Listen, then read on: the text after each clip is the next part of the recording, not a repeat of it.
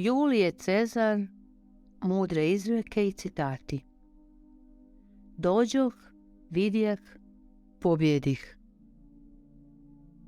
Nemamo čega da se plašimo osim samog straha. Bolje je umrijeti nenadano nego strepjeti od smrti čitav život. Kukavice umiru mnogo puta prije konačne smrti. Ljudi će uvijek vjerovati u ono što žele. Lakše je naći ljude koji su spremni da umru dobrovoljno, nego one koji su spremni da strpljivo izdrže mučenje. Radije bih bio prvi u nekom selu, nego drugi u Rimu. Živio sam dovoljno dugo da zadovoljim prirodu i slavu. Niko nije toliko hrabar da ga ne bi uznemirili neočekivani događaji.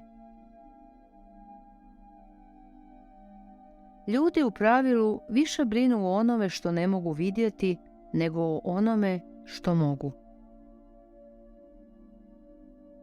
Vino i drugi luksuzi imaju tendenciju iscrpiti i učiniti ljude manje hrabrim u borbi.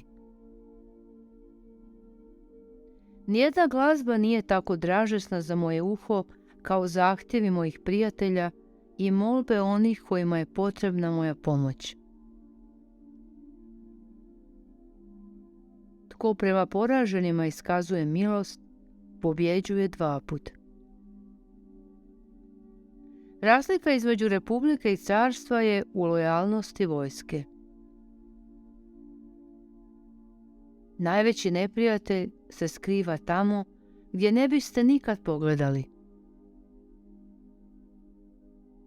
Ne bojim se dobro uhranjenih, dugokosih muškaraca, već blijedih i gladnih. Ono što mi želimo spremno vjerujemo, ono što mi sami mislimo, zamišljamo da i drugi misle. Svi loši presedani počinju kao opravdane mjere. Bez obuke nedostaje im znanja, bez znanja nedostaje im samopouzdanja, bez samopouzdanja nedostaje im pobjeda. Kocka je bačena.